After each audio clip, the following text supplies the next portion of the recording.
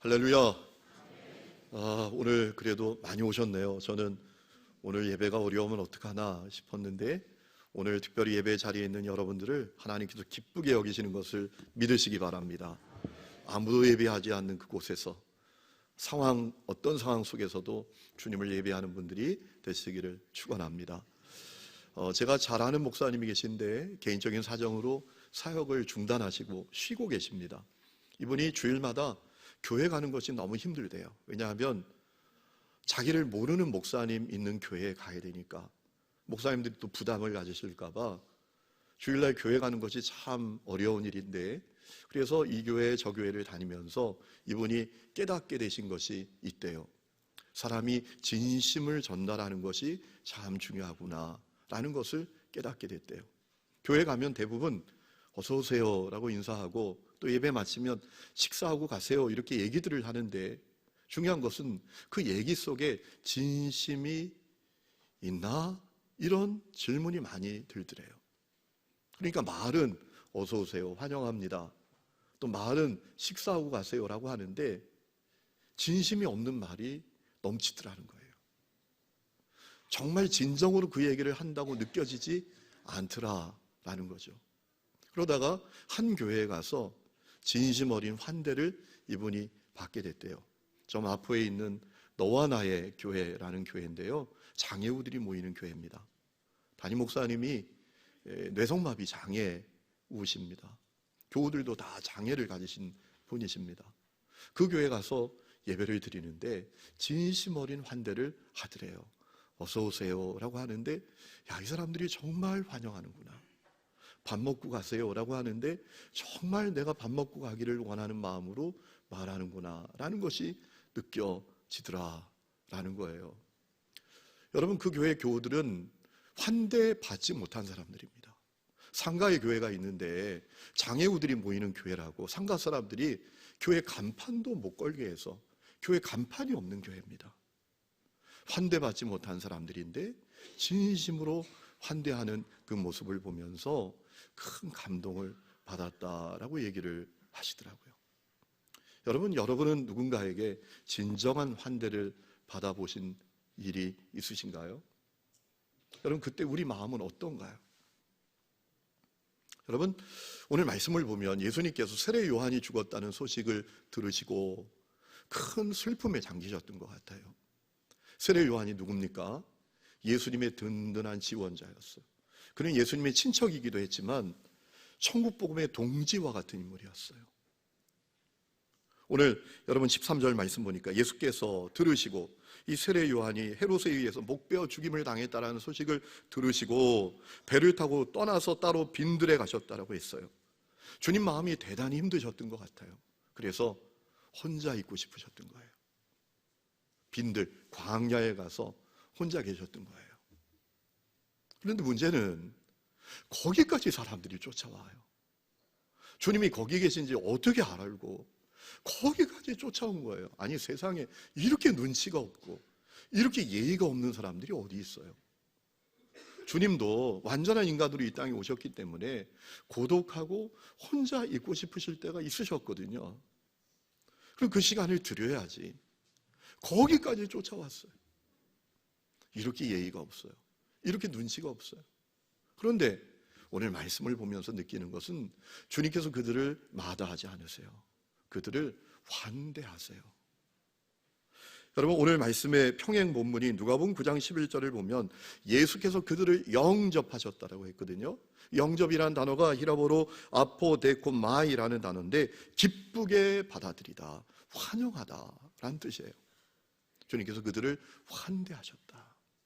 뭐야 이게, 내가 혼자 있고 싶은데, 이것이 아니라 환대하셨다.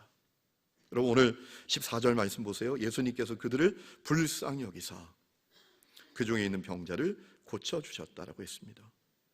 그런데 예수님의 환대는 거기서 끝나지 않습니다. 시간이 흘러서 저녁이 되었습니다.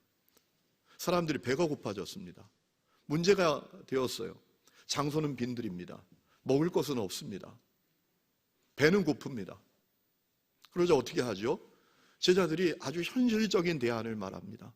사람들 마을로 보내서 다 사 먹게 하자는 거예요. 여러분, 그때 예수님께서 제자들이 가진 오병이를 달라고 하셔서 축복기도 하시고 제자들에게 나눠주라고 하셨는데 놀라운 일이 일어나요. 남자만 5,000명이 모였는데 여성 아이들까지 합하면 10,000명 이상은 되었을 텐데 그들이 다 배불리 먹고 12광주리가 남았다라는 거예요. 여러분, 오늘 우리가 읽은 이 말씀의 초점을 우리는 지금까지 기적에만 맞춰왔어요. 그런데 이 말씀을 가만히 묵상하면 또 다른 분명한 초점이 우리에게 있는 것을 느끼게 됩니다. 주님께서 우리에게 또 다른 중요한 메시지를 주시는 것을 깨닫게 됩니다. 예수님의 환대입니다. 환대하시는 예수님. 여러분, 오병이어 사건은 환대 사건이었습니다. 제자들은 사람들을 홀대했어요. 배고프면 사 먹어야지 뭐. 그런데 예수님은 그들을 환대하셨어요. 그들이 찾아왔을 때 그들에게 육적인 필요를 환대해 주셨어요. 고쳐주셨어요. 영적인 공급도 해주셨어요. 말씀도 가르쳐 주셨어요. 그리고 이제 물적인 공급도 해주시는 거예요. 환대해 주신 거예요. 그래서 예수님의 그 환대로 말미암아서 이 광야 빈들은 어떤 곳이 되었나요? 주님께서 환대를 베풀어 주시는 아름다운 식탁이 되고 말았다라는 거죠. 여러분, 주님이 얼마나 이 사람들을 환대하셨는지 우리가 살펴볼 수 있는 말씀이 있는데요, 19절입니다. 여러분, 19절 말씀에 보니까 이런 말씀이 있습니다. 무리를 명하여 잔디 위에 앉히셨다. 다른 복음서에서는 주님께서 앉게 하라, 무리를 지어 앉게 하라, 더 구체적으로 사람들을 앉히셨다라는 얘기가 강조되고 있어요. 제가 원문을 찾아봤어요. 앉히시다라는 이 단어의 뜻이 어떤 것일까?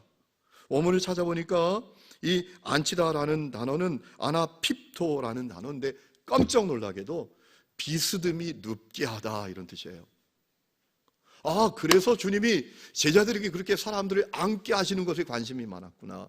사람들을 놀랍게 환대하셨구나. 여러분, 중동의 문화 가운데 사람들을 비스듬히 눕혀서 앉게 하는 것은 최고의 환대 문화예요. 제가 타지키스탄에 갔을 때 거기는 페르시아 문화권입니다. 선교사님 친구가 KGB 차관이에요. 그 자녀가 결혼을 합니다. 피로연이 열렸어요. 선교사님 함께 가자고 하시더라고요. 가서 한 방으로 인도함을 받았어요.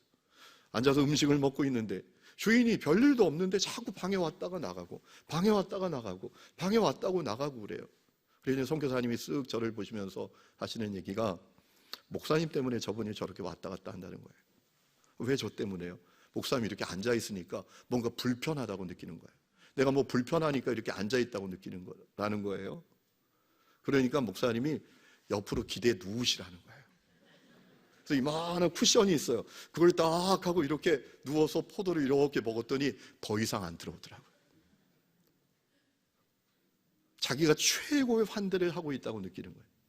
여러분, 예수님께서 이 사람들, 이 무리들을 그렇게 하신 거예요. 비스듬히 다 눕게 하신 거예요. 최고의 환대를 하신 거란 말이죠.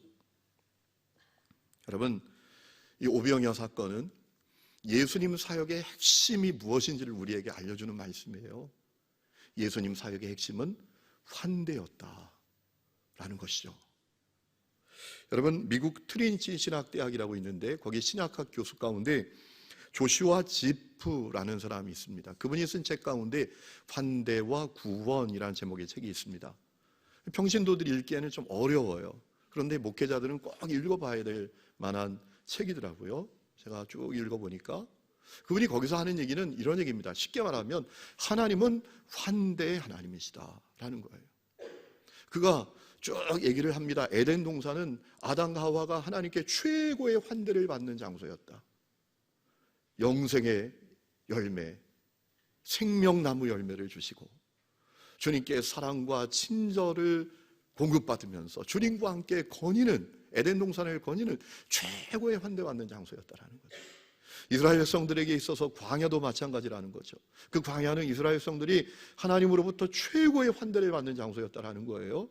그 광야에서 만나, 메추라기, 불기둥, 구름기둥을 공급받아요. 생수를 공급받아요. 최고의 환대를 받아요. 그것뿐만 아니라 주님이 준비하신 가나안 땅으로 그들을 인도하여 그들을 또 최고로 환대하십니다. 그 땅의 열매로 먹이시고요, 안전하게 살게 하세요.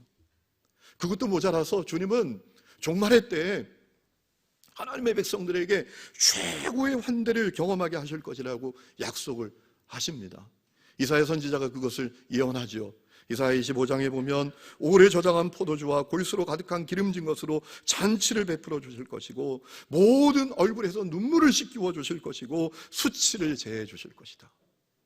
주님이 최고의 환대를 준비하고 계신다라는 거예요.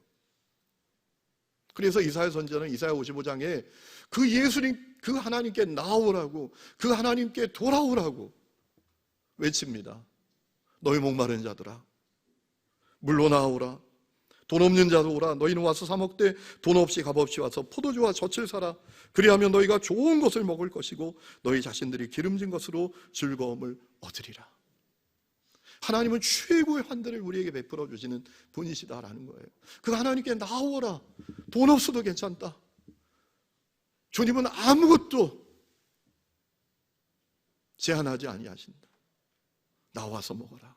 주님께 돌아와서 먹어라 라고 이사야 선지자는 선포해요.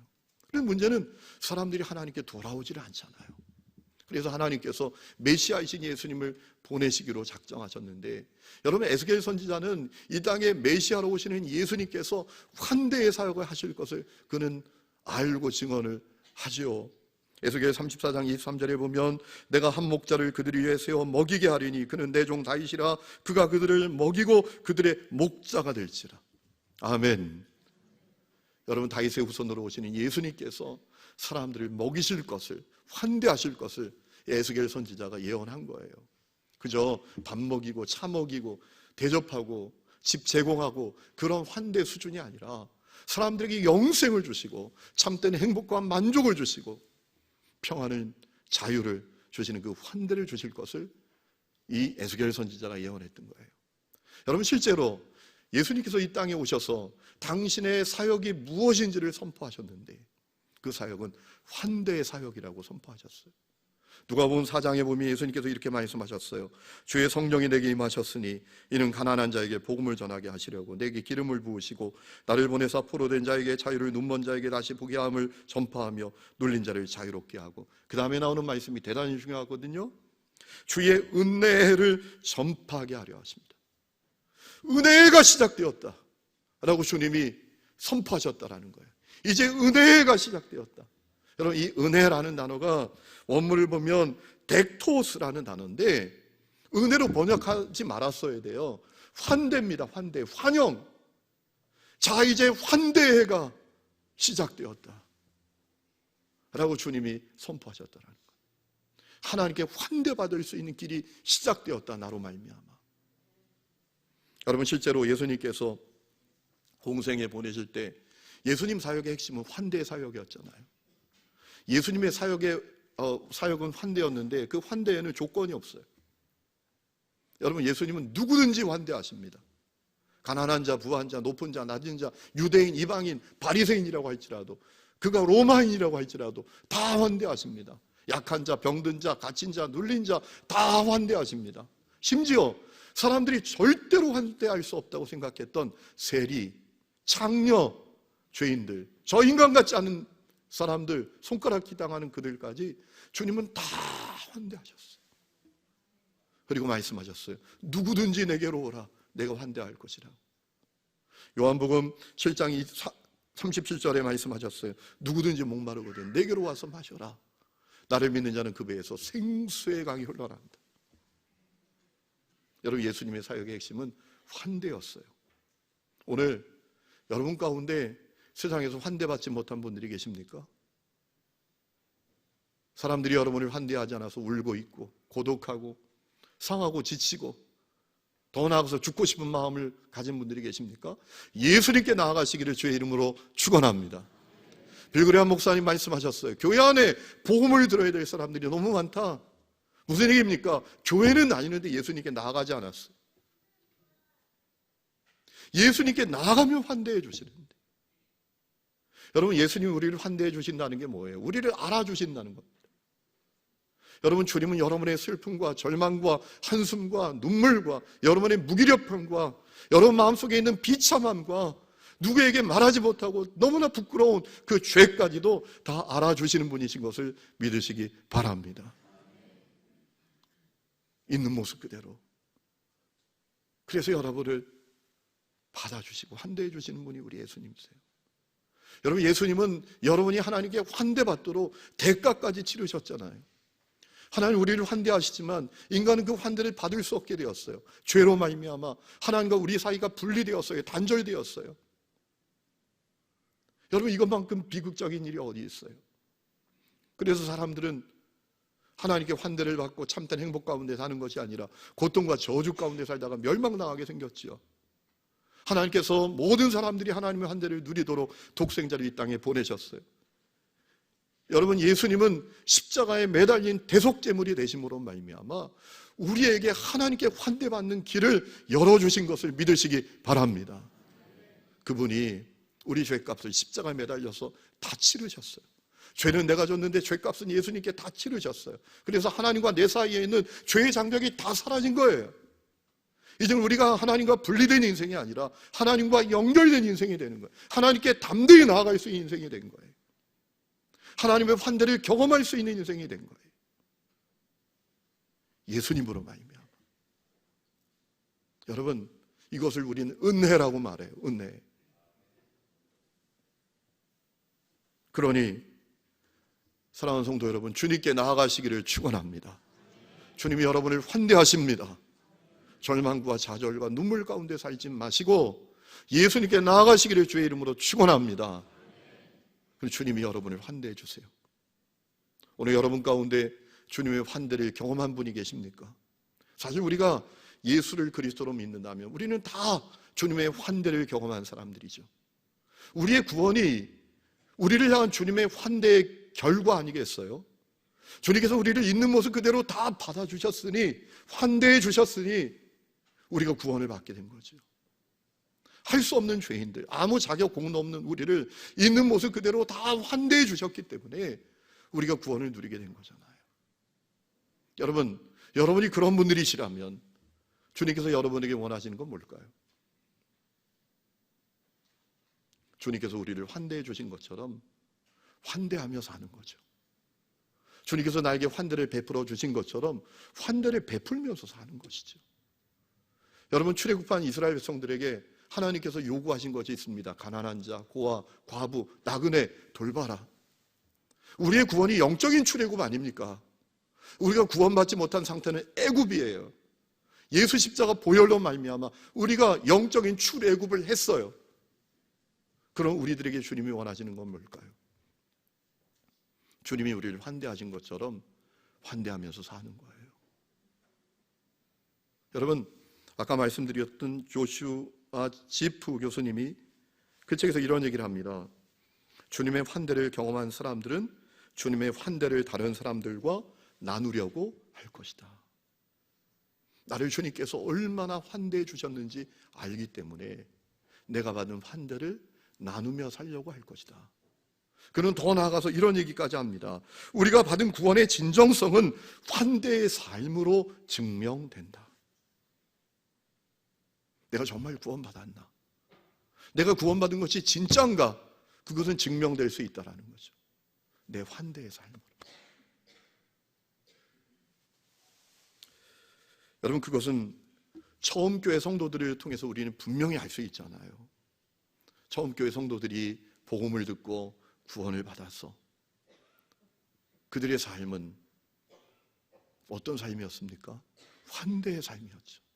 사도행전 2장 44절 이하를 보면 믿는 사람이 다 함께 있어 모든 물건을 서로 통용하고, 환대의 삶이었죠.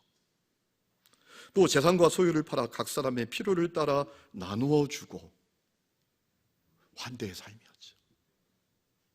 없어? 내가 좀 더 있어. 이거 가지고 이겨봐. 이거 가지고 해결해봐. 라고 했다는 거예요. 날마다 마음을 같이하여 성전에 모이기를 힘쓰고 집에서 떡을 떼며 기쁨과 순전한 마음으로 음식을 먹었다. 환대했다라는 거예요. 환대하며 살았다. 여러분, 기록에 의하면 처음 교회 성도들은 마태복음 25장에 있는 주님의 말씀을 그대로 살아냈다라고 했어요. 여러분, 마태복음 25장에 보면 주님께서 너희가 소자에게 한 것이 내게 한 것이다. 소자가 목마를 때 먹이고 마시게 하고 배고플 때 먹이고 벗었을 때 입히고 병들었을 때 돌보고 옥에 갇혔을 때 돌아봤다면 나에게 한 것이다. 구체적으로 말씀을 드리면 당시 로마인들은 여자아이는 다 버렸대요. 근데 그 여자아이들을 처음 교회 성도들이 다 거두어서 키웠대요. 연병으로 죽은 사람들 아무도 돌보지 않아요. 연병 옮을까 봐. 처음 교회 성도들이 그 시체 다 수습하고 장례 치렀대요. 가난한 자를 위해서 돈을 모았고 귀족, 노예, 신분을 초월해서 그들은 다 형제자매로 지냈대요. 환대했다라는 것이죠. 나그네들을 집으로 들이고 심지어 감옥에 갇힌 형제자매들을 구하기 위해서 스스로 노예가 되기도 했었대요. 여러분, 이거 놀라운 환대 아닙니까? 이 처음 교회 성도들은 자기의 구원이 그 진정성을, 구원의 진정성을 환대의 삶으로 증명했다라는 것이죠.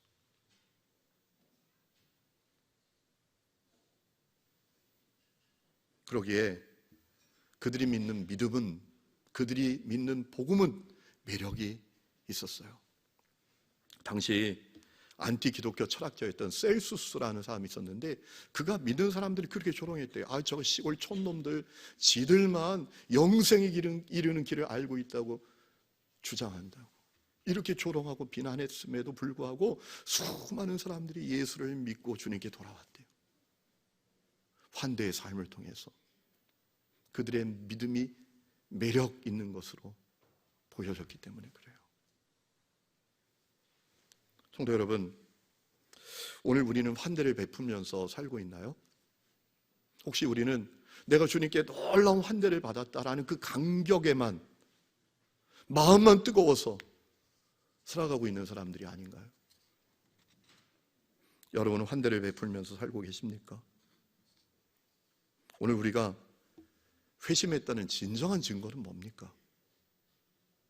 우리가 구원받았다는 그 진정한 증거는 뭡니까?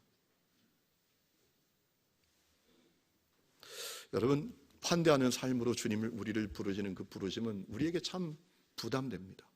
왜냐하면 그 삶을 살아내야지라는 마음을 갖는 순간 현실적인 그 불편함, 현실적인 문제들이 먼저 딱 떠오르잖아요. 그래서 현실이란 명분으로 그 주님의 말씀을 다 뒤로 하죠. 그것이 연약하고 부끄러운 우리의 모습이죠. 여러분, 이번에 중국에서 우한 폐렴이 발생했을 때 안타까운 일들이 많이 일어났잖아요. 사람이 어려움을 당하면 바닥이 드러나게 돼 있거든요. 웬만한 어려움 말고 진짜 어려움을 만나면 그 사람의 바닥이 뭐였는지가 다 드러납니다. 우한 폐렴이 창궐하게 되니까 중국에서 어떤 일이 있었는가 하면 물건을 사재기 합니다. 물건 하나 서로 사겠다고 막 쌈박질해요.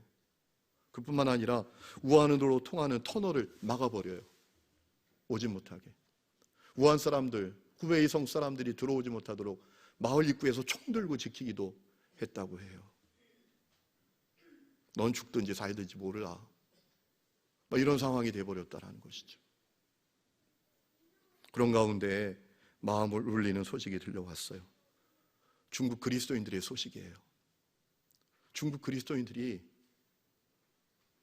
그 환난 가운데 있는 사람들을 다 자기 집으로 들이기 시작했다라는 거예요. 여러분, 우한병이 창궐하니까 그 발생지인 1000만 명이 사는 우한이라는 도시를 폐쇄했어요. 밖에 나왔던 사람들이 갈 곳이 없어요. 수백만 명의 사람들이 돈도 떨어지고 오갈 데 없는 신세가 됐어요. 여러분, 그들을 중국에 있는 그리스도인들이 자기 집으로 들이고 있다는 거예요. 언제까지 그들을 들여야 될지 몰라요. 그들이 우한 폐렴 바이러스를 갖고 있는지 없는지도 몰라요. 그런데 그들을 자기 집으로 들여서 살게 하고 먹을 것 공급하고 그렇게 하고 있다라는 거예요. SNS에 중국 그리스도인들이 자기 연락처를 막 올리고 있다는 거예요. 갈 곳 없는 성도들, 갈 곳 없는 동포들, 이곳으로 연락하라고. 여러분, SNS에 올라온 글을 하나 캡처해 왔어요. 사랑하는 우한의 동포들아, 만일 너희들이 외지에서 쫓겨나거나 입주를 거부당하면 아래 군집으로 들어가라. 이 나라 전역에 사는 그리스도인들이 마련한 사랑에 찬 집으로 들어오는 사람들은 당신에게 무료로 숙소를 마련해 줄 준비가 되어 있습니다. 하나님의 축복이, 하나님의 사랑으로 여러분의 평안이 있기를 바랍니다. SNS에 그리스도인들이 자기 연락처를 올리면서 이런 내용들을 수도 없이 올린다는 거예요. 언제까지 될지도 모르는데, 그들이 우한폐렴 바이러스를 갖고 있을지도 모르는데 자기 집에 들여서 함께 살고 도시가 열릴 때까지 먹을 것도 제공하고. 여러분, 놀랍게도 초대교회의 그 환대의 삶이 중국 그리스도인들을 통해서 그대로 재현되고 있다는 것이죠. 여러분, 잘못하면 우리 신앙생활이 마을 잔치에 불과할 수 있어요. 여러분, 말로 못할 게 뭐 있습니까? 말로 다 믿을 수 있어요.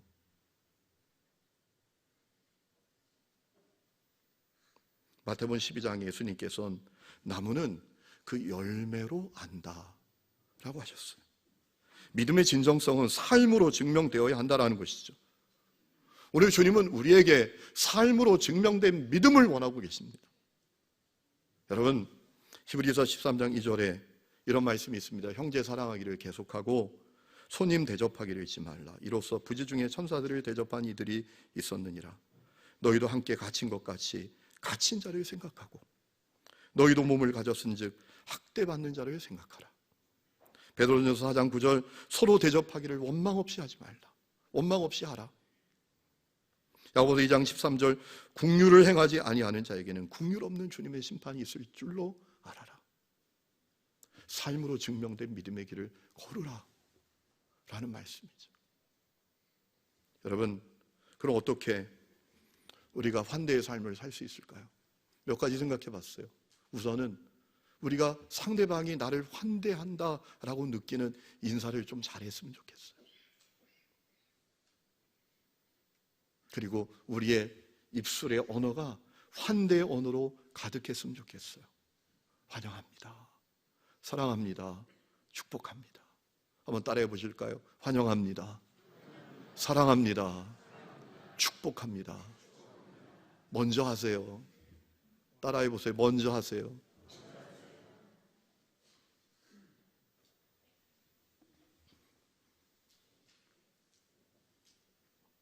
하루에 한 가지씩 착한 일을 했으면 좋겠어요.